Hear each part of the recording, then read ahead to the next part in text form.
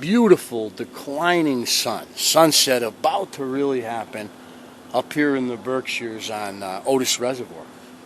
And you can see what fishing really is all about right over here. That's the fishing that we saw when we were growing up, as our uncles had two of those boats here on the dock I'm standing on, and they'd take off heading down to the south end of the lake or the north end of the lake down here on an expedition, each boat with 3 or even 4 guys in it, and all the nephews and nieces would be left behind standing on our dock. And it was tough. I mean, I remember being a little kid and standing back there and watching and running out to the dock and take us with you, we'd cry, and they'd go. And they'd come back into the house and they'd have stories for us, and it was an adventure. And you'd get to hear them talk about it. One of my uncles' eyes would gleam. The other uncle was particularly quiet, but he'd get going. My father would go, my grandfather, everybody, and it was just probably the thing that got me really to get into fishing was the whole adventure of it. The fact that you could have a real adventure in this world still out on a body of water. And so here I am on a historic site of my own, my family cottage up here on Otis Reservoir. And that's what fishing historic places can be as well, if you think about it. If you look at your own fishing past, you have a historic site that you fished. And it has special memories to you like my area here has to me. So what I'm going to do is throw a few casts off the dock like I would do when they were down in the north end of the lake or down in the south end of the lake. I will tell you that my Uncle Tom would take us the following day with our worms and our bobbers, the boat with 5 or 6 little kids in it, and we'd head out. And sometimes we would catch fish, and sometimes it was the heat of the day, and we'd get a couple pumpkin seeds, and that'd be it. But it was still really special to share those moments with our uncle and share the moments of being left behind. As I look back about it, the idea that I was denied makes the idea of going out now myself not much more special, I guess. So when you're fishing off a dock, right, what's the depth? Right off the dock here in front of me, it's about 8 feet deep. Right over here by that wooden tower, it's about 10 feet deep. There's an underwater stump right out here. There's a dock right there that might have a bass under it. I'm going to start like I did when I was a little kid, and I'm going to gun one over by that dock. I got a little shy. I came off the dock a little too far. And I'm having line problems, which is similar to what I would have had when I was a little kid. How many fish I missed because I had a bird's nest, I can't even tell you. And now I'm going to kind of skitter this lure along the surface. When I was a kid, I'd run down here after we unpacked our car for a weekend vacation, or every day when I came out on the dock in the morning or in the evening. And I tried to cast right next to the corner of that dock. And for years and years, there was always a smallmouth there. They rebuilt the dock, and when they did, they put in metal piping rather than the material that they had before, which seemed to hold more fish. There's the cast right there. So you put it right next to the dock. Let it sit. My uncle says, let the rings get away from the lure and then start moving it. And that's where all of a sudden the smallmouth would just blow up. Boom! And you know smallmouth. You get a smallmouth, they jump 5 or 6 times.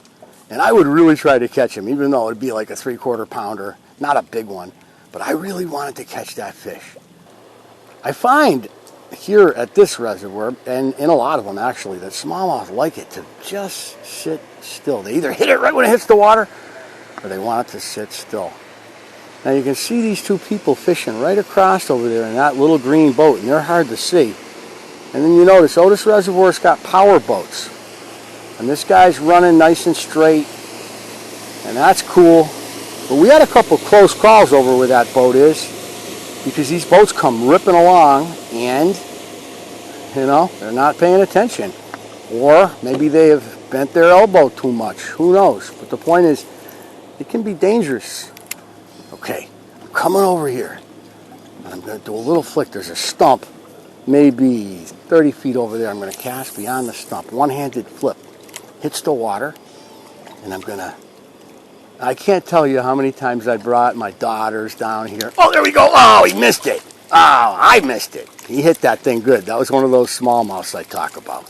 So he was right there waiting, and I'm here talking about the old days, not thinking about what I was doing. I remember my daughter Kateri in 2 consecutive weeks caught 2 4-pounders right there. And funny because the fish that she caught had like a back injury that had healed. So I throw it. Oh, that fish just came up. I just saw him come up again and take a look at it. He's hungry. He's on the feed. Now I'm about at the stump right there. So is there somebody down there looking up? And they'll come jetting up and hit it and then pull it right back down quick if they get a hold of it. Now, I got nothing. All right. Bring that in. And what was really cool when we were kids is we would come with our new lures in the spring, usually Memorial Day, and we'd throw our new lures off the dock. All kinds of lures, because we had to check the action. There we go. Oh, I missed him again. I'm getting all kinds of opportunities and gagging. I'm getting what I want, right? Getting an opportunity. You can only ask for an opportunity. Okay, I'm way out there. Now I'm in about 19 feet of water right there. Very slow, gentle slope down. Scattered rocks and boulders. Occasional weed beds. Out there, more moss beds than weed beds. And I'm just flicking it.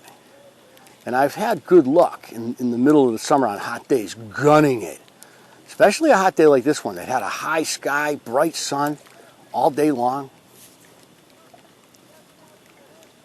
And I'm moving this way faster than my uncle would want me to. My uncle would be like, slow it down. All right, so I'm going to stop it. Let the rings get away from it. Give it a slide. You don't always have to try to pop it. You don't always have to try to walk the duck. Sometimes slide it. Just reel. Slide it. I'll give it a little skitter. But my uncle was very patient. He would just sit there and watch it. He wouldn't move at all. And that could be effective for smallmouths. For some reason, they'll be looking up at it. And that dead sticking, where you just let it sit there. All right, here we go. We're going to follow this right toward the sunset.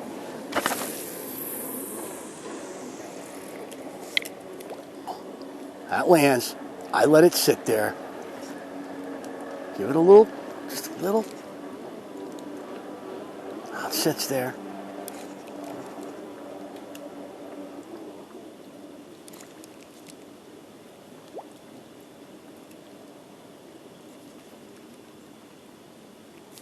We would come down, as my uncle told us, the bass really like it in the dark. So we'd be up there playing cards, and then everybody would be done with cards at 11:30, 12 o'clock at night. And we come down and throw our casts. There we go. Oh, nice smallmouth. He looks like he's about maybe a 2-pounder. And he belted that. But we come sneaking down and chuck our jitterbugs out. Hula poppers, and we listen.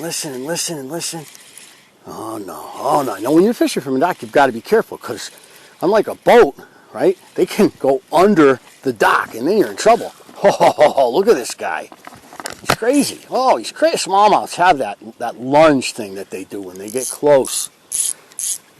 Feeding him a little line there. Oh, yeah. Look at him. He's a gamer. Oh, he's a little bit snagged.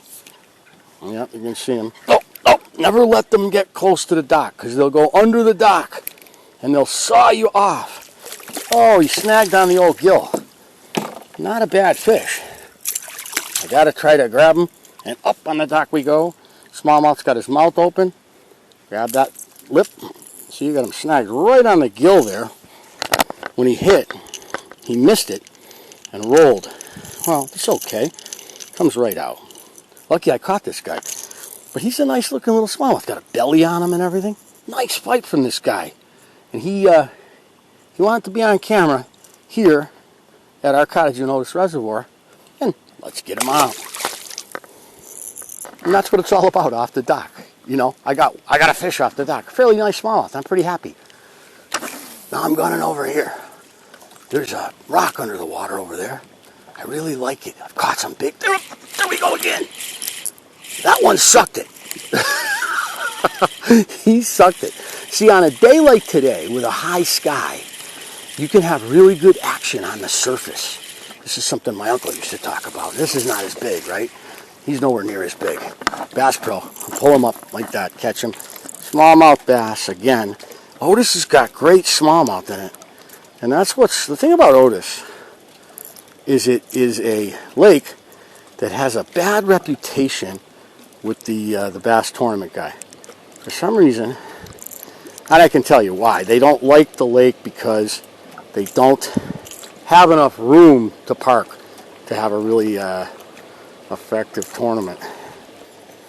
Well, these darn treble hooks, they can really mess a fish up. But that's okay. Just got them in the gill cover, come right off. All right, little guy. He wanted to be on film. Flare that fin for him. See, there you go, smallmouth bass. Into the water. Okay, now, we got 2 fish on 2 casts. Things are good. So you can see this little lure I'm using. I've only put on one. It's one of the kind of lures I like to use offshore because you can cast it a long way. But it's a stick bait, right? Got a little pop on the front. You can see the little concave pop on the front. It had 3 hooks on it, but I took the front hook off, and now it sits in the water like this. And it really darts back and forth when you give it a jerk. I'm going to flip over here at that rock again. That stump. That's perfect because I landed right on top of it. That kind of splash will sometimes get them. They sometimes like a big splash. Well, it's getting murky looking. You can hear the jet ski ripping around. That sun is behind the Taconic Mountains, behind the Catskills, over the rim of the earth. So it's getting dark quick.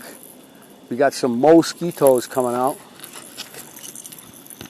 I don't have my Sawyer Picaridin lotion on right now. And I'm not putting it on. But here at Otis Reservoir, I have a historic place. I can tell you story after story after story of different places on this lake where me or friends or relatives caught fish. My uncle caught probably close to 35, 36-inch pickerel down there ice fishing back in the 60s. And I was not even born when it happened, but they had a picture of this pickerel laying across an open newspaper, and you could tell that it was quite a large pickerel. If you remember what an old newspaper looks like. You can see the hatch coming off the water.